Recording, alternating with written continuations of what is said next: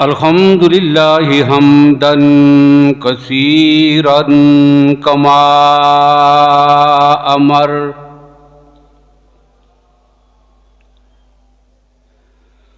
वनशहदु अल्ला इलाहा इल्लल्लाहु वहदहु ला शरीका लह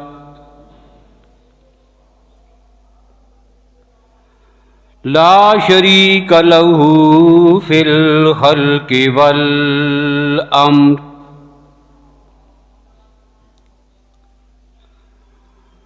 इरगामन लिमन जहद बिही व कफर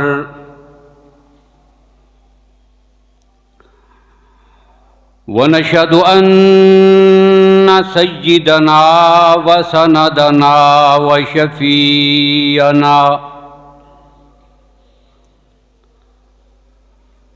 शफीअना मुहम्मदन अब्दुहु व रसूलुहु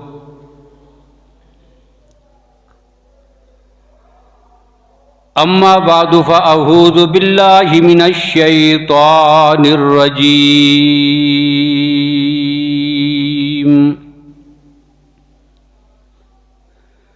बिस्मिल्लाहिर रहमानिर रहीम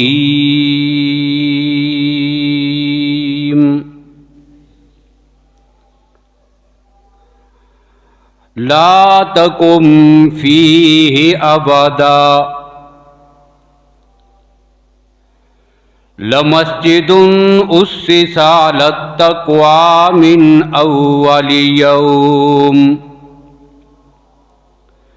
अहक्कु अन तक़ूम फ़ीहि रिजालुन युहिब्बूना अन यतत्तहरू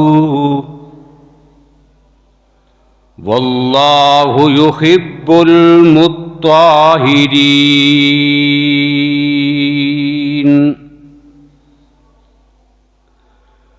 वक़ाल अल्लाहु तबारक व तआला फ़ी मुक़ामिन आख़र अन्नबिय्यु औला बिल मुअ्मिनीना मिन अनफुसिहिम व अज़वाजुहु उम्महातुहुम सदक़ल्लाहु मौलानल अज़ीम।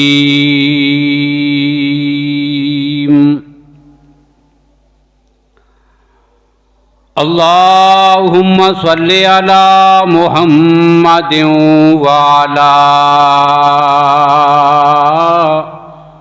आलि मुहम्मद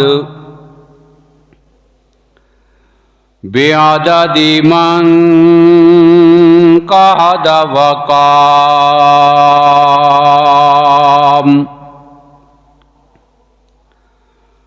वसल्लि अला मुहम्मदिन व अला आलि मुहम्मद बिअददि मन सल्ला व साम।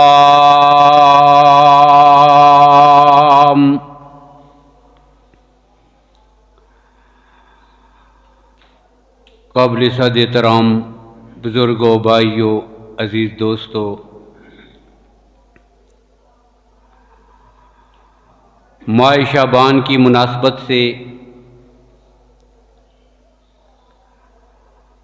इस महीने में पेश आने वाले वाक़यात आपके सामने ज़िक्र किए जा रहे थे।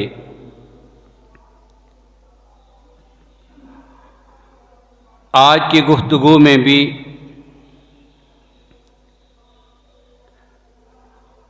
इस्लामी तारीख़ के कुछ अहम वाक़यात का ज़िक्र होगा।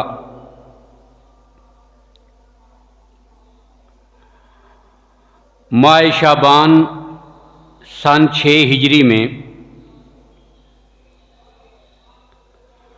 ग़ज़वा बनु मुस्तलिक हुआ।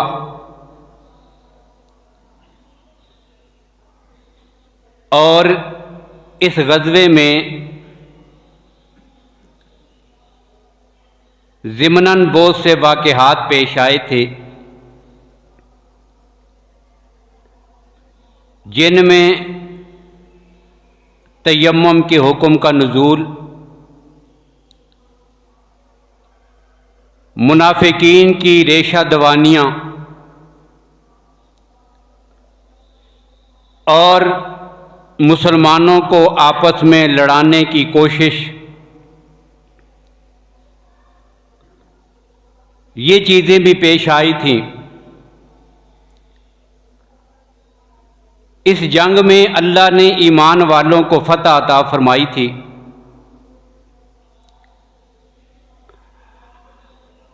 बहुत सारे आदमी उनके ज़ख्मी हुए और कसीर तादाद में ग़ुलाम बनाए गए। अब जो ग़ुलाम बने थे वो तकरीबन 100 से ज़्यादा थे, और चूंकि ये जंग एक ही कबीले के ख़िलाफ़ थी, जिस कबीले का सरबराह हारिस बिन अबी ज़र्रार था, जिसने बाद में इस्लाम कबूल किया है। अब इसमें एक वाक़या ये भी पेश आया कि इसी जंग में ये जो सरदार था हारिस बिन अबी ज़र्रार, कैदियों में इसकी बेटी भी कैदी बन के लाई गई, और ये वो मुअज़्ज़ज़ खातून हैं जिनका नाम हज़रत बर्रा है, और इस्लामी तारीख़ में हज़रत जुवैरिया रज़ियल्लाहु ताला अन्हा के नाम से मशहूर हैं। नबी अकरम सल्लल्लाहु अलैहि वसल्लम ने शाबान सन 6 हिजरी में इनसे निकाह फरमाया था। अब जब ये नबी अकरम सल्लल्लाहु अलैहि वसल्लम के निकाह में आ गई हैं तो उम्मुल मोमिनीन ज़ौजा-ए रसूल हैं और आले बैत रसूल में शामिल हो गई हैं। तो इनके साथ हजूर सल्लल्लाहु अलैहि वसल्लम का निकाह भी शाबान सन 6 हिजरी में हुआ था।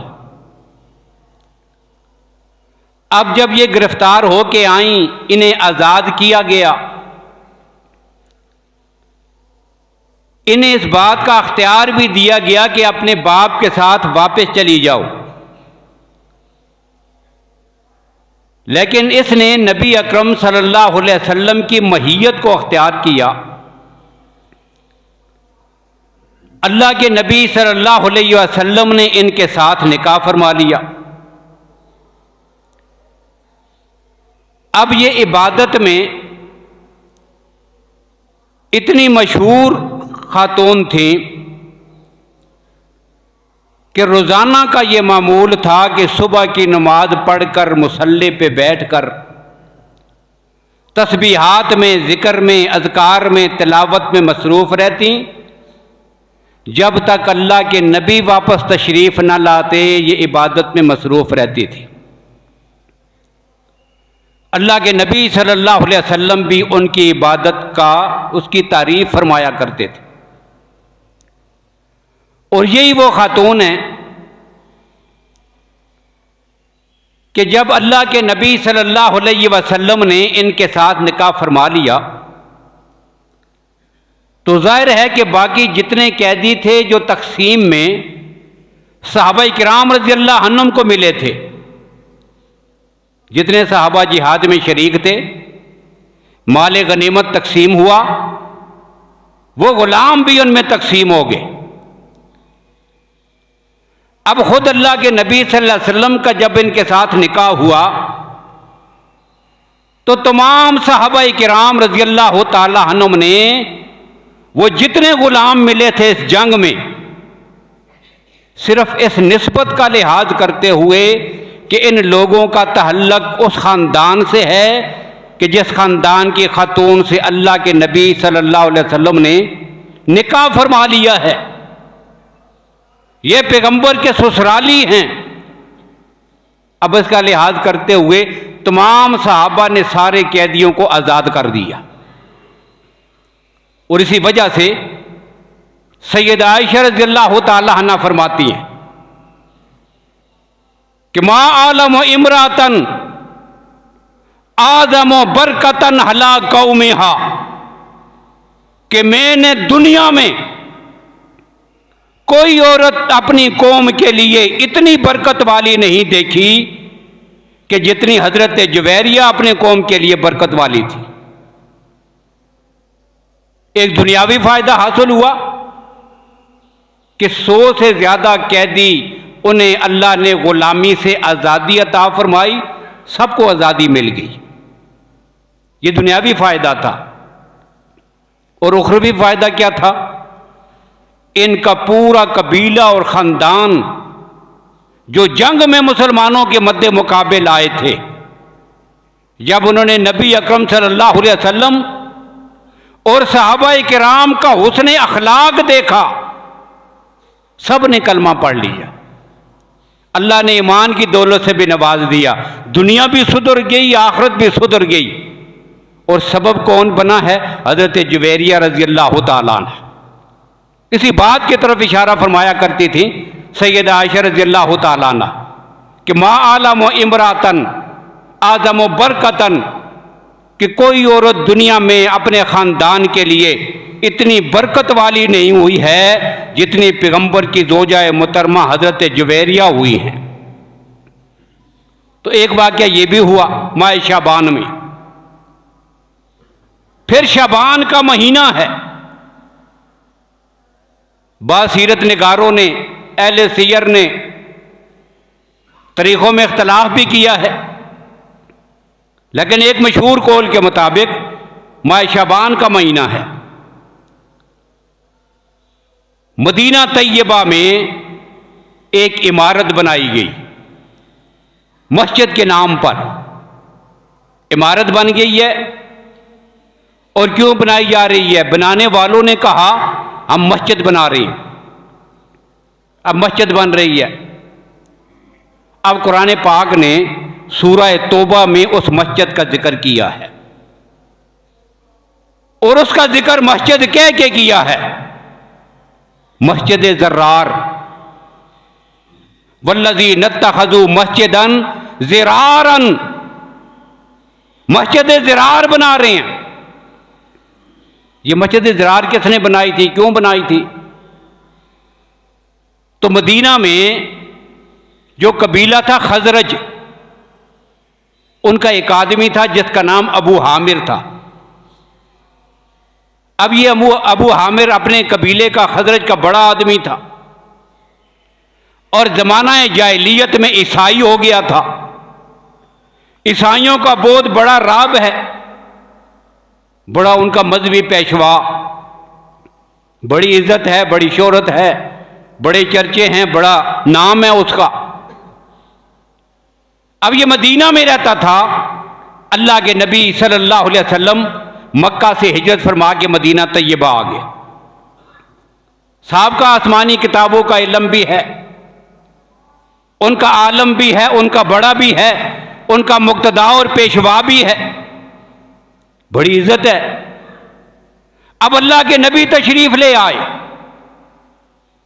अब चाहिए तो ये था कि वो समझता है, साहब का आसमानी किताबों का इल्म भी रखता है, उसमें पेशन गोइयां भी मौजूद हैं नबी अकरम सल्लल्लाहु अलैहि वसल्लम के मुतालिक। आपका हुलिया मुबारक भी लिखा हुआ है, सारे हालात व वाक़िआत लिखे हुए हैं।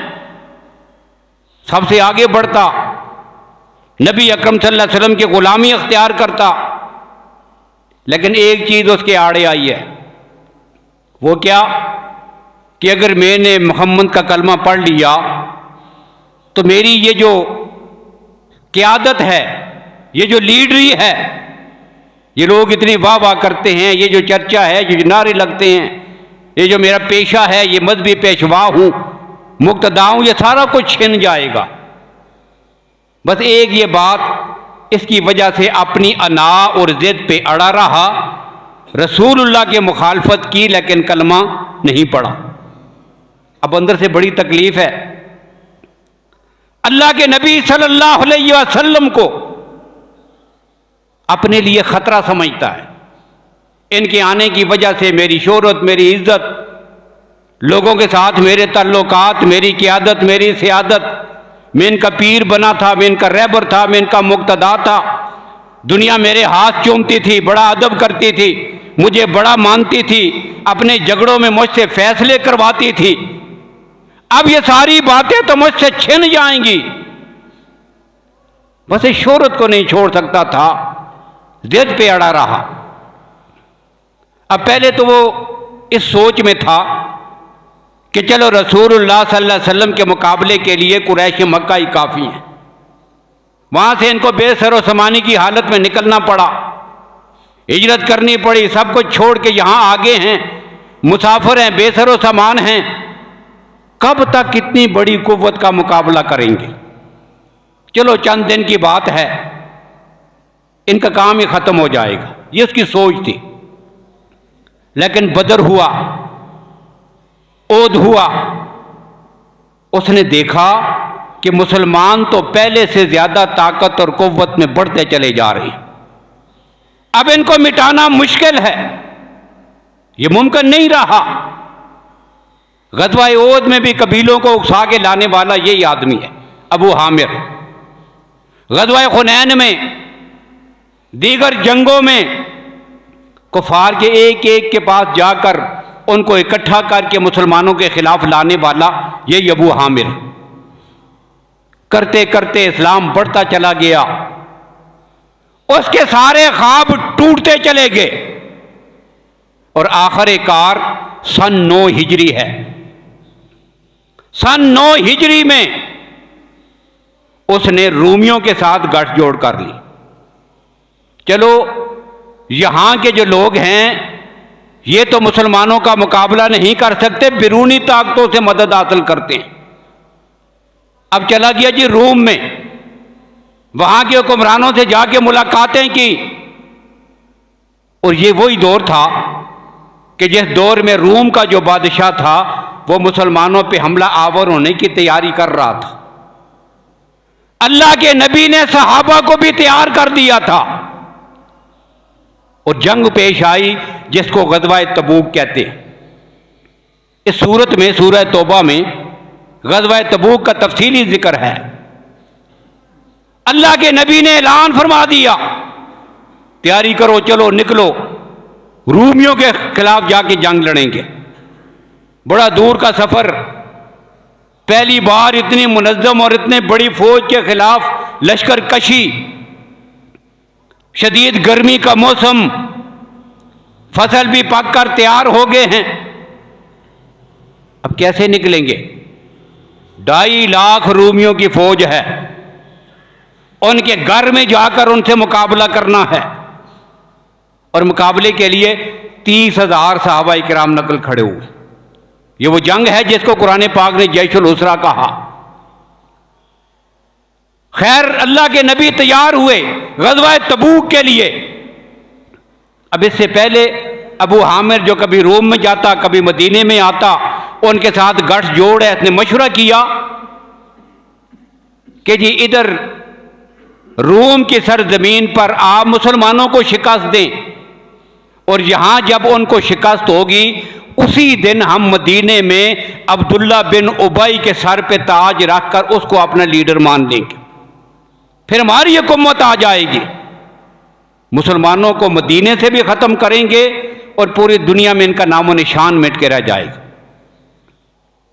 लेकिन इस सारे काम के लिए उन्हें एक जगह की ज़रूरत है जहां बैठकर वो मशवरा करें, जहां बैठकर उनके मंसूबे बने, जहां पर वो अपने हथियार इकट्ठे करें।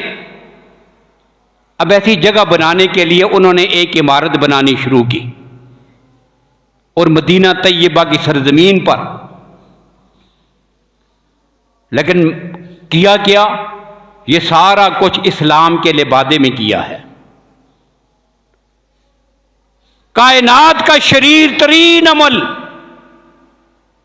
और उसके ऊपर जो लिबादा है वो कायनात का अजीम तरीन नाम देकर कि जी मस्जिद बना रही है, मस्जिद बन रही है।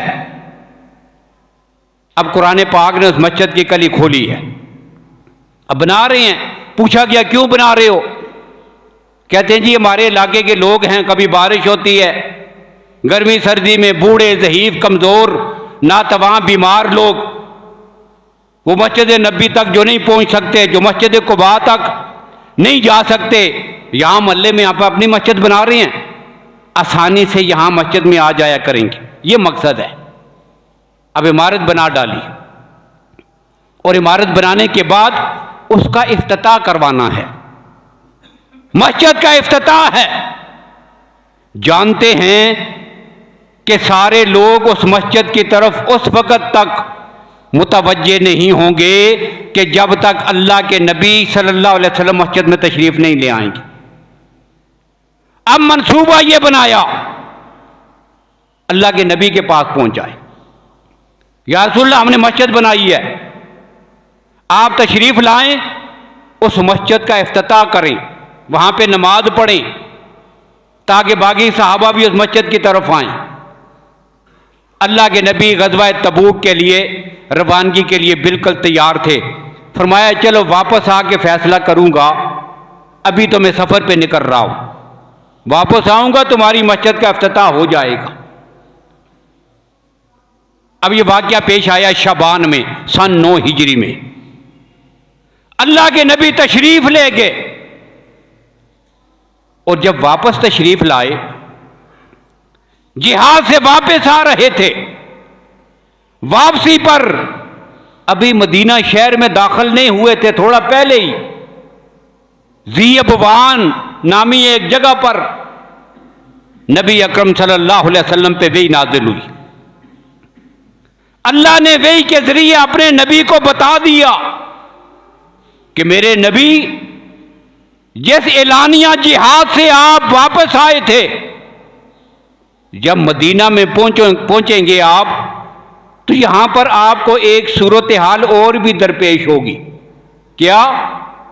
कुछ लोग आपके पास आए थे मस्जिद का इफ्तिताह करवाने के लिए, वहां पे एक मस्जिद बन गई है, लेकिन मस्जिद कैसी है? लमस्जिदुन वल्लज़ीना इत्तखज़ू मस्जिदन ज़िरारन, मुसलमानों को तकलीफ पहुंचाने के लिए। इरादा क्या है? मुसलमानों को तकलीफ देनी है, उनको नुकसान पहुंचाना है, कुफरन, कुफर का प्रचार करने के लिए, व तफरीकम बैनल मोमिनीन, ईमान वालों के अंदर तफरका और इंतशार पैदा करने के लिए मस्जिद के नाम पे ये जगह बना दी है। व इरसादन लिमन खारब अल्लाह व रसूलहू मिन कब्ल, अल्लाह के नबी और सहाबाए किराम के खिलाफ एक मोर्चा बनाया जा रहा है, वहां पे उनका असलिया जमा होगा, वहां वो बैठेंगे, वहां पे मीटिंगें करेंगे, इस्लाम के खिलाफ साजिशें होंगी, और बज़ाहिर नाम क्या है? मस्जिद बना रहे हैं। या रसूलल्लाह ये सारे मकासद है इसके, और साथ ही अल्लाह ने अपने नबी को रोक दिया, ला तकुम फीहि अबदन,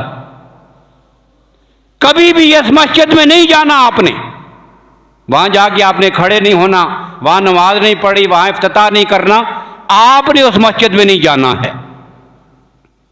चुनांचे नबी अकरम सल्लल्लाहु अलैहि वसल्लम ने सहाबाए किराम को भेजा कि मैं मदीने में बाद में पहुंचूंगा, आपने मेरे जाने से पहले ही ये जो मस्जिद के नाम पे इन्होंने शैतानी का अड्डा बना दिया है, पहले जाकर उसको गिराकर बिल्कुल जमीन के साथ बराबर कर दो।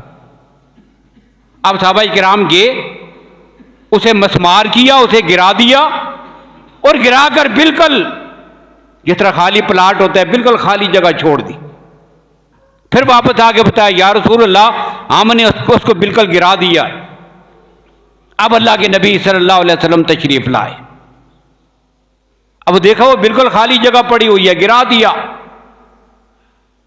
अब नबी अकरम सल्लल्लाहु अलैहि वसल्लम ने एक सहाबी हजरत हासम इब्ने अबी अदी से कहा था कि तेरे पास मकान के लिए जगह नहीं, ये जो खाली प्लाट पड़ा हुआ है यहां से वो गिराया गया है इनका इबादत खाना अहले कुफर का, इधर अपना घर बना लो। या रसूल अल्लाह, बेशक मेरे पास जगह नहीं है, लेकिन ऐसी मनहूस जगह में, ऐसी मनहूस जगह पर मैं अपने लिए घर नहीं बनाऊंगा। और साथ ही कह दिया, एक और सहाबी हैं हजरत साबित इब्ने अकरम रजी अल्लाह तआला अन्हु नदार सहाबी, उनके पास रहने की जगह नहीं, आप उन्हें कह दें वो अपना घर बना लें। अब अल्लाह के नबी ने उनसे कहा कि तू घर बना ले। अब उसने नबी अकरम सल्लल्लाहु अलैहि वसल्लम के हुक्म पर घर तो बना लिया, लेकिन मुफस्सिरीन ने लिखा वो जगह इतनी मनहूस बन गई थी जो अल्लाह के नबी और सहाबाए किराम और मुसलमानों के खिलाफ और इस्लाम के खिलाफ मस्जिद के नाम पे इस्तेमाल हुई, वो इतनी बदतरीन और मनहूस जगह थी कि वहां पर जितने अरसे तक हजरत साबित वहां पर रहे घर बनाकर, कभी जो है वो उनको अमन और सुकून मुयस्सर नहीं आया। वहां न किसी की औलाद होती है, और मुफस्सिरीन ने तो यहां तक लिखा कि वहां पर अगर आप ला के मुर्गी भी रख दें, अंडे देने वाली मुर्गी भी अंडे देने बंद कर दें, कोई मुर्गी कोई परिंदा भी एक बच्चा किसी का पैदा ना हो, इतनी मनहूस और गंदी जगह थी कि जहां उन्होंने ये मस्जिद बनाई थी। अब ये मस्जिद को मिसमार किया गया, उसे ख़त्म किया गया शाबान सन 9 हिजरी में। अब यहीं पर अल्लाह ने कुरान पाक में इसी सूरत में, चूंकि अपने नबी को रोक दिया था, ला तकुम फीह अबदन, मेरे नबी ऐसी जगह में नहीं जाना, तो मेरे अल्लाह किधर जाना है? अब अल्लाह ने फिर जिधर जाना है वो भी बता दिया। ला मस्जिदुन उस्सिसा अला तक़वा मिन अव्वल यौमिन, वो मस्जिद कि जिसकी बुनियाद रोज़े अव्वल से ही तक़वा पर रखी गई थी, मस्जिद कुबा है, और बाद मुफस्सिरीन ने लिखा मस्जिद नबवी है। इन मुनाफिकीन की बजाय सहाबाए किराम के हाथों से तमीर होने वाली मसाजिद, जिनकी बुनियाद तकवा और खौफ खुदा पर रखी गई, आप उन मस्जिदों में जाएं, वहां पर जाकर खड़े हों। क्यों? उस मस्जिदों में आने वाले कौन हैं? अल्लाह ने कहा फी रिजालुन युहिब्बूना अन यतताहरू, जो चाहते हैं उनका जाहिर भी पाक हो, उनका अंदर और बातिन भी पाक हो। वल्लाहु युहिब्बुल मुत्ताहिरीन, और अल्लाह ऐलान करता है कि अल्लाह इन पाक लोगों से मोहब्बत करता है। अब कुरान पाक ने ये जो जुमला कहा ना, वल्लाहु युहिब्बुल मुत्ताहिरीन, ये दलील कती है कि पैगंबर के सहाबा सारे के सारे क्या हैं? पाक। पैगंबर के सहाबा क्या हैं? पाक। और यहीं से अहले शिर्क और बिदअत का, अहले कुफर का वो नारा भी दम तोड़ जाता है, पंजतन पाक। देखिए, हम सिर्फ वो 5 को कहते हैं, 5 पाक हैं, 5 शख्सियात का नाम गिनते हैं। अब कुरान पाक ने क्या कहा? फी रिजालुन युहिब्बूना अन यतताहरू वल्लाहु युहिब्बुल मुत्ताहिरीन।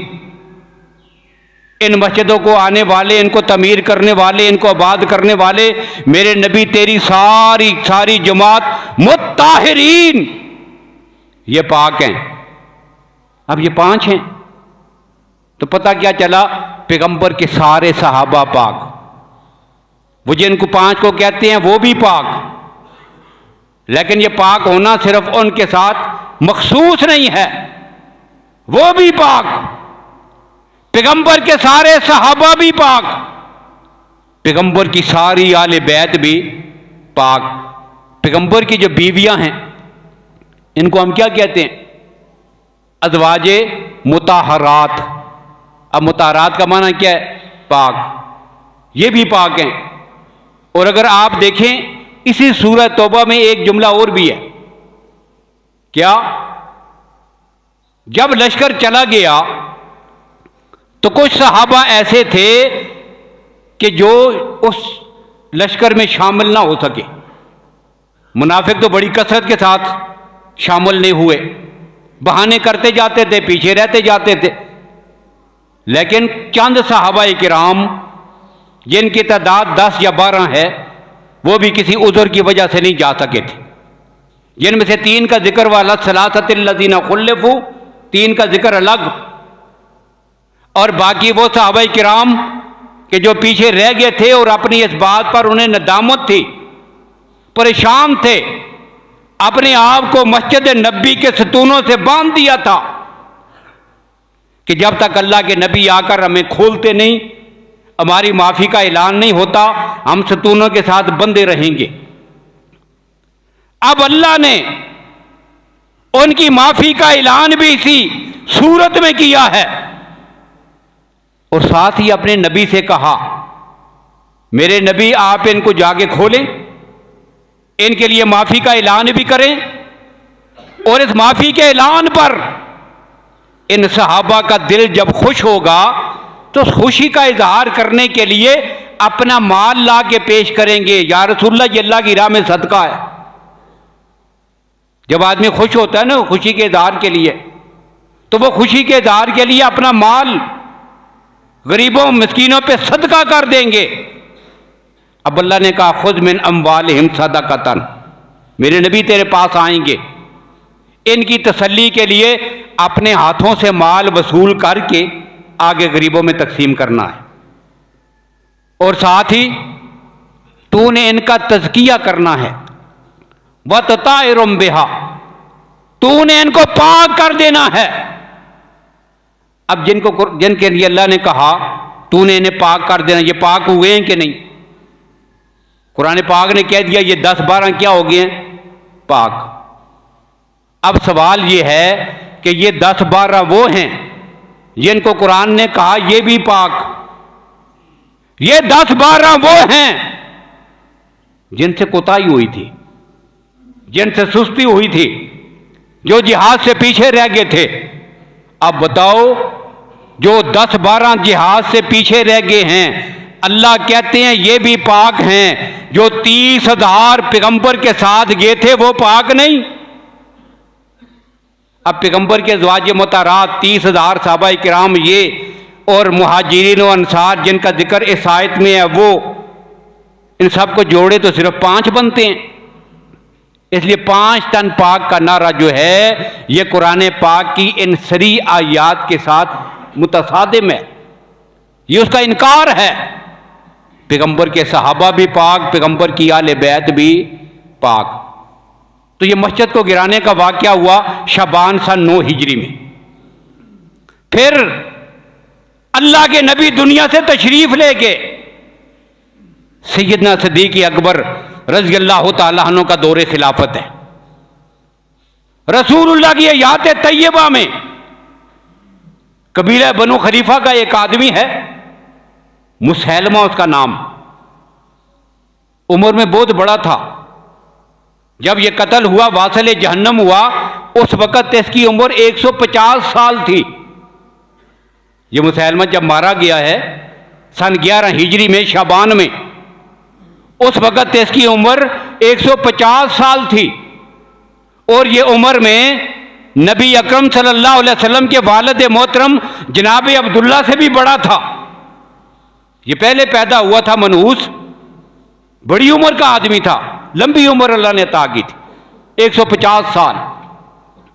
रसूलुल्लाह के दौर में भी था, अल्लाह के नबी को भी खत लिखा था, ऐलान नबूवत भी कर दिया था कि आधे इलाके में हुकूमत आपकी, नबूवत आपकी है, आधे इलाके में नबूवत मेरी है, मैं भी आपके साथ नबूवत में शरीक हूं। और यही वो आदमी था अल्लाह के नबी सल्लल्लाहु अलैहि वसल्लम ने हबीब बिन ज़ैद को जिसके दरबार में भेजा था, खत देकर रवाना किया था, और इस सहाबी को उसने बेदर्दी के साथ शहीद किया था कि और साहबा भी शहीद किए। अब सन 11 हिजरी है, सैयदना सिद्दीक़ अकबर रज़ियल्लाहु अन्हु का दौरे खिलाफत है, और आपके दौरे खिलाफत में इसका जो फितना था बड़े उरूज पर था। मुनकरीन ज़कात, मुर्तदीन का फितना, बैरूनी ताकतों के साथ जंगे और उनके दुश्मनों के हमले का खतरा, ये सारे खतरात अपनी जगह पर। और अंदरूने खाना कुछ लोगों ने नबूवत का दावा किया था, जिनमें मुसैलमा कज़्ज़ाब भी था। अब इसने अपने तौर पर अपनी वे भी बनाई हुई थी, आयतें पढ़ के सुनाता था कुरान पाक के वजन पर, उल्टे सीधे जुमले जोड़कर कहता था ये मुझ पे वही नाज़िल हुई है। अब ये जो था जंग यमामा, जो मुनकरीन ख़त्म नबूवत के खिलाफ अजीम तरीन और सबसे बड़ी जंग है। इस्लामी जंगों में जो मकाम गज़वा-ए बदर को है, मुनकरीन ख़त्म नबूवत के खिलाफ जंगों में वो हैसियत और मकाम जंग यमामा को है, वही हासिल है। बस ऐसी जंग थी, इतनी अजीम जंग। अब 40,000 का लश्कर इसका है, और मुकाबले में सहाबा किराम लश्कर लेके निकले हैं 13,000। 13,000 का लश्कर इसके इलाके में चले गए, कबीला बनी खलीफा में। अब मुकाबला शुरू हुआ। अल्लाह हजरत सिद्दीक़ अकबर ने हजरत इकरमा रजी अल्लाह तआला, हजरत इकरमा रजी अल्लाह तआला अन्हु कौन? अबू जाल का बेटा है, अजीम सहाबी रसूल है। इसे कहा कि तू अमीर है और लश्कर लेके दे के इसे भेजा, लेकिन कहा कि जब तक तेरे पीछे एक और जमात आएगी वो ना आ जाए, तूने जाके हमला नहीं करना। लेकिन उन्होंने पहले ही जाके हमला कर दिया, फतह ना हो सकी। पीछे हजरत सिद्दीक़ अकबर ने शुरहबील इब्न खसना को भेजा रजी अल्लाह तआला अन्हु। जब वो पहुंचे, इतने में खालिद बिन वलीद भी एक मार्के से वापस आ गए। अब फिर उन्हें भी भेजा गया एक जमात देकर। ये कुल सहाबा किराम 13,000 सहाबा किराम 40,000 के मुकाबले में मैदान में चले गए। बड़े बड़े सहाबा किराम इस जंग में शहीद हुए, अकाबर सहाबा किराम शहीद हुए। और हजरत सालम बिन अबी खुज़ैफा रजी अल्लाह तआला अन्हु, हजरत अबू खुज़ैफा रजी अल्लाह अन्हु के गुलाम थे। ये वो शख्स था कि जब ये कुरान पढ़ता था तो अल्लाह के नबी इसकी तारीफ फरमाया करते थे, बड़े खुश होते थे इसका कुरान पाक सुनकर, कहते थे ये कुरान पाक का बहुत बड़ा कारी है। अब ये भी इस जंग में शरीक हैं और शहीद भी हुए।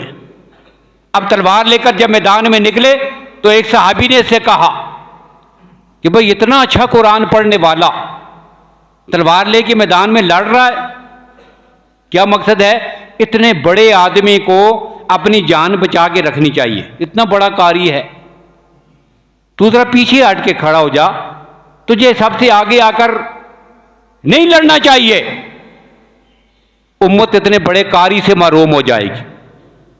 तो उसने कहा था कि अगर मैं पैगंबर की खत्म नबूवत के दिफा से अपनी जान को बचा लूं और जान के डर से न लड़ूं, तो फिर दुनिया में मुझसे बुरा हाफिज भी कोई नहीं होगा।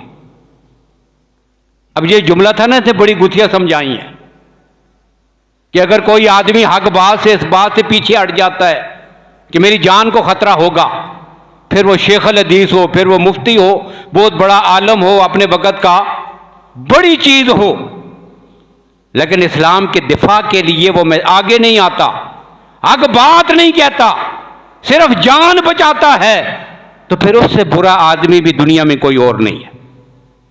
जब जरूरत पड़े तो कीमती आदमी भी अपनी जान इस्लाम के लिए लौटा दे। अब ये भी शहीद हुए। और फिर आखिरकार मुसैलमा वहां से भाग कर अपने बाग में दाखिल हुआ। बहुत बड़ा किला बनाया हुआ था, 4 दीवारी है, बाग है बड़ा, उसमें जाके भाग के छुप गया। लश्कर भी सारा भाग गया, खुद भी भाग गया। अब जाके गेट बंद कर दिए। अब सहाबा किराम दौड़कर दरवाजे तक पहुंचे।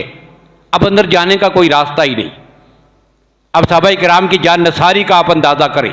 हज़रत बरा इब्न मालिक कहते हैं रज़ी अल्लाह तआला अन्हु, सहाबा किराम से कहते हैं मुझे उठाकर सारे आदमी लगो मुझे उठाकर इस दीवार से अंदर फेंक दो बाग में, मैं अंदर गिरूंगा, वहां से उठकर अंदर से दरवाजा खोलूंगा, आप सब ने अंदर दाखिल हो जाना है। अब ये कितना खतरनाक अमल है। पहले तो फेंकने से गिरेगा, वहां से जख्मी होगा, फिर अंदर जो लश्कर है वो कब छोड़ेगा उसे। अब सहाबा किराम ने उठाकर उन्हें अंदर फेंका, अंदर के लश्कर ने उन पर हमला भी किया, 80 जख्म आए, लेकिन उसकी जुर्रत है उठकर फिर भी गेट दरवाजा खोल दिया। अब जैसे ही दरवाजा खोला तो सहाबा किराम अंदर दाखिल हो गए, हज़रत बराअ बिन मालिक शहीद हो गए, और आखिरकार मुसैलमा कज़्ज़ाब सामने नजर आया। अब सबसे पहले उस पे जिसने हमला किया था, अहले तारीख ने 2-3 नाम लिखे हैं। एक नाम लिखा गया है सैयदना वाशी बिन हर्ब रज़ी अल्लाह तआला अन्हु, जिनके हाथों से पैगंबर के चचा हज़रत हमजा शहीद हुए थे। उन्होंने कहा था जितना बड़ा जुर्म किया है उतनी बड़ी उसकी कज़ा अदा करूंगा। जितने बड़े मुसलमान को शहीद किया है कायनात में, इतने बड़े काफिर को कत्ल करूंगा। तो मुसैलमा पे पहला हमला हजरत वाशी रज़ी अल्लाह अन्हु ने किया था। और तारीख में एक बात ने यह लिखा कि सबसे पहला जो हमला किया था वो हजरत मुआविया बिन अबी सुफियान ने किया था। जब वो जख्मी होकर गिर पड़ा तो हजरत उम्मे हमारा, जिसका बेटा जो है इसी वाशी, इसी ने मुसैलमा कज़्ज़ाब ने शहीद करवाया था, हाथ काट कर, पहले हाथ काटे, फिर पांव काटे, फिर जिस्म के टुकड़े किए। फिर उसकी मां को पता चला सैयदा उम्मे हमारा को, तेरे बेटे को यूं शहीद किया गया है। तो मां ने कहा था लिहाजा यौम अर्जा तो हूं, इसी दिन के लिए मैंने अपने बेटे को दूध पिलाया था। अब ये वो मां है, और साथ ही मन्नत मानी थी अगर अल्लाह ने मेरी जिंदगी की तो इस मुसैलमा कज़्ज़ाब को मैं जरूर कत्ल करूंगी। अब ये भी जिहाद में शामिल थी, इसके बेटे भी जिहाद में थे। अब जब देखा कि मुसैलमा गिर गया है, वाशी ने हमला किया, सैयदना मुआविया रज़ी अल्लाह अन्हु ने हमला किया, वो गिर गया है, तो फिर वो भी दौड़ के पहुंच गई। लेकिन उसके जाने से पहले ही उसके जो बेटे थे बाकी, उन बेटों ने भी उस पर हमला कर दिया। और जब उसके बेटे खड़े हुए उनके तलवारों के साथ, खून टपक रहा था, उसकी मां ने कहा अल्लाह का शुक्र है मैंने जो अपनी जुबान से कहा था आज अल्लाह ने मेरे कौल को पूरा कर दिया है। ये मुसैलमा वासिल जहन्नम हुआ, खत्म नबुव्वत का मुद्दई शाबान सन 11 हिजरी में यह वाक़या पेश आया था। तो ये शबान के कुछ वाक़यात थे जो आपके सामने जिक्र किए गए हैं, और इंशाअल्लाह अगला जो जुमा है शबान का आखिरी जुमा, उसमें इस्तकबाल रमज़ान के हवाले से कि नबी अकरम सल्लल्लाहु अलैहि वसल्लम की सुन्नत क्या थी। जब रमज़ान शुरू नहीं होता था, उसके आने से पहले ही अल्लाह के नबी सल्लल्लाहु अलैहि वसल्लम रमज़ान के बारे में किस तरह जो है वो सहाबा किराम को इकट्ठा फरमाकर उसकी गुफ्तगू करते थे। हमने रमज़ान का इस्तकबाल कैसे करना है ये गुफ्तगू आपके सामने आएगी। अल्लाह ताला हमें नबी अकरम सल्लल्लाहु अलैहि वसल्लम की सुन्नत आपके तरीक़ों पे अमल करने की तौफीक नसीब फरमाएँ। व आखिर दावाना अल्हम्दुलिल्लाहि रब्बिल आलमीन।